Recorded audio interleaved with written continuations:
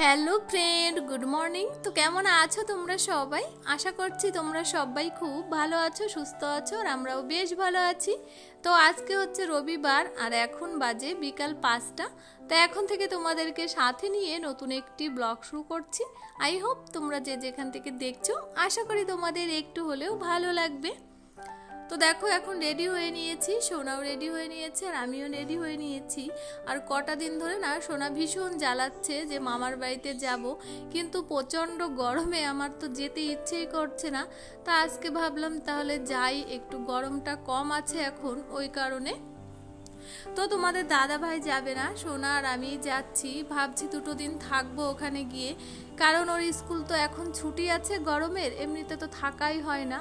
আর অনেক দিনই হয়ে গেছে যাওয়া হয়নি।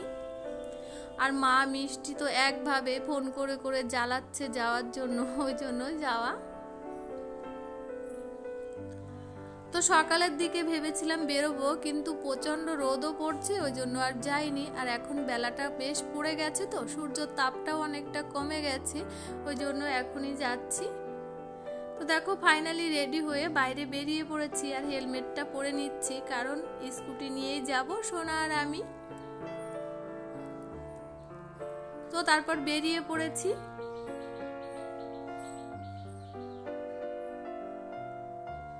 আর এখন না বেশ সুবিধা হয়ে গেছে, স্কুটি নিয়ে যখন তখন যেতে পারি, আসতে পারি। আর আগে না ভীষণ ভয় পেতাম, মানে যেতেই চাইতাম না, বাসে অটোতে করেই যেতাম আর কি।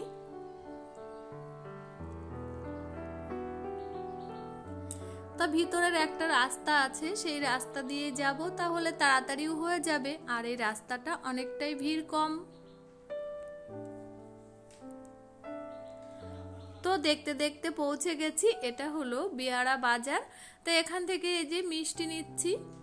তো মিষ্টি আবার কালো মিষ্টি খেতে পছন্দ করে, ওই জন্য কালো মিষ্টিটা নিয়ে নিচ্ছি।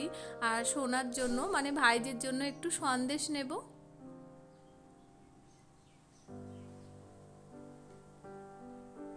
তো সোনা আবার অন্য একটা মিষ্টি পছন্দ করলো খাওয়ার জন্য, তা সেটাও নিয়ে নিলাম। তো নেওয়া হয়ে গেছে, এখন আবার বেরিয়ে পড়বো। তো দেখো মিষ্টি নিয়ে এখন বেরিয়ে পড়েছি। আর রাস্তাতে যেতে যেতে না ও বাড়ি থেকে আবার ফোন করেছে বাবা, যে এখনো আসিসনি, মানে কত দূরে। তা আমি বলছি এখন রাস্তাতে।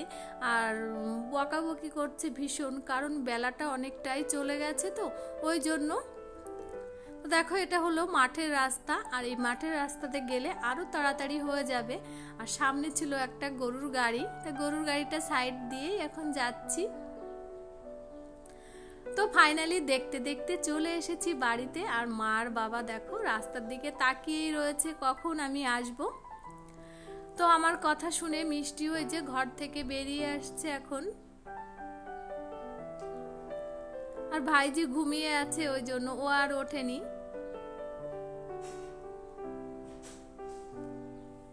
তো সবার সাথে কথা বলছি। তা আমি আসা মাত্রই বাবা আবার আমার সাথে কথা বলে বাজারে গেল, মানে বাজার করতে আর কি। তো গাড়ি থেকে নেমে হঠাৎ করে লিচু গাছটার দিকে নজর গেল, আর দেখছি লিচু গাছটার অবস্থা ভীষণ খারাপ। মানে কদিন আগে একটা ঝড় মতো হয়েছিল, তা কোথাও হাওয়া লাগেনি, লিচু গাছটার উপর দিয়েই গেছে, পুরো ডাল ভেঙে একদম মুড়ো করে দিয়েছে। আর গাছটায় প্রচন্ড পরিমাণে লিচু হয় আর কি। তো অল্প কটা হয়েছে, একটা ডাল আছে সেই ডালটায়। তো এই যে ছিঁড়েছি কটা, ছিঁড়ে আমি আর সোনা খাচ্ছি। আর এখন না সন্ধ্যা হব হব হয়ে গেছে। তো তারপর লিচু খেয়ে এই যে ঘরে উঠে বসেছি। আর বসা মাত্রই মিষ্টি আবার এই যে মিশ্রির জল ফ্রিজ থেকে ঠান্ডা জল দিয়ে মিশিয়ে আমাকে খেতে দিয়েছে, আর সোনাকেও দিয়েছে। আর মা আবার এই যে নাইটি দিয়েছে পড়তে। তো এখন ফ্রেশ হয়ে নিয়েছি, আর আমাদের সাথে কিছুক্ষণ গল্প করার পর মিষ্টি এখন পিঠে বানাচ্ছে। দেখো এত গরমে আমি ওকে বারণ করলাম যে এই গরমের মধ্যে বানাতে হবে না, তাও বলছে কতদিন পরে তুমি আসলে, তা একটু নিজের হাতে তোমাকে পিঠে বানিয়ে খাওয়াবো। আর বাবা এদিকে বাজার থেকে মাছ নিয়ে এসছে, তেমন কোনো মাছ পাইনি, এই যে বাটা মাছ নিয়ে এসছে। তো মা ওগুলো কেটে ধুয়ে নিচ্ছে কলের গোড়াতে। আর মিষ্টি এদিকে সেই জেদ ধরেই পিঠে বানাচ্ছে, সরা পিঠে। আর ওর নাকি এইসব ধরনের খাবার নাকি বানাতে ভীষণ ভালো লাগে, ওই জন্য ও বানায় মাঝে মধ্যে আর কি। মা এখন আর বানায় না, ওই বানায়।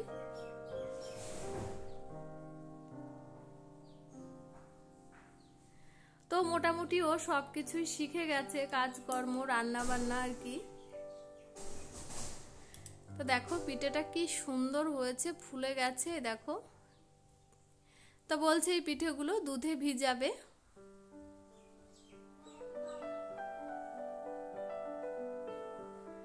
তো এখন এই যে এক একটা করে কাঁচি দিয়ে এভাবে তুলে নিচ্ছে ও।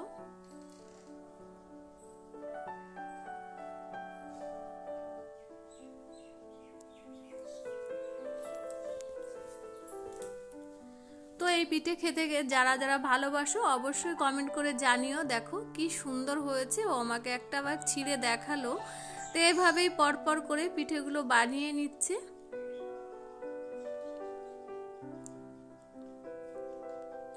আর পিঠেটা শীতকালেই বেশি ভালো লাগে গরমকালের থেকে।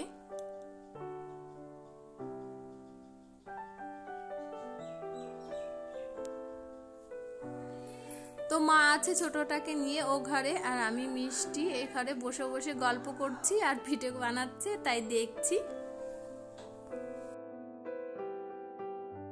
তো আমি আসার আগেই ছোটটা ঘুমিয়েছিল আর এই মাত্র উঠলো ঘুম থেকে। তা আমি ওর জন্য যে সন্দেশটা নিয়ে এসেছিলাম তা এখন মা ওকে খাইয়ে দিচ্ছে। আর ও না মিষ্টি জিনিস খুব খেতে ভালোবাসে। তো বসে বসে সবাই মিলে গল্প করছি আর মিষ্টির পিঠে বানানো হয়ে গেছে। তা আমাকে শুকনো একটা পিঠে দিয়ে বলছে খেয়ে দেখো কেমন হয়েছে খেতে। তা আমি বললাম পরে খাবো, কিন্তু ও শুনলো না। তো মিষ্টির পিঠে বানিয়ে ভীষণ গরম লেগে গেছে। তা মাকে বলছে তুমি মাছের ঝোল আর ভাতটা রান্না করো, আমার গরম লাগছে ভীষণ। তা মা এই যে মাছের ঝোল আর ভাতটা রান্না করছে আর আমরা সবাই মিলে এক জায়গাতে বসে বসে যে গল্প করছি আর মা ওদিকে রান্না করছে। তা রাতের বেলাতে উনুনের করে না, কিন্তু আজই করছে আর কি, পিঠে বানালো তো ওই জন্য।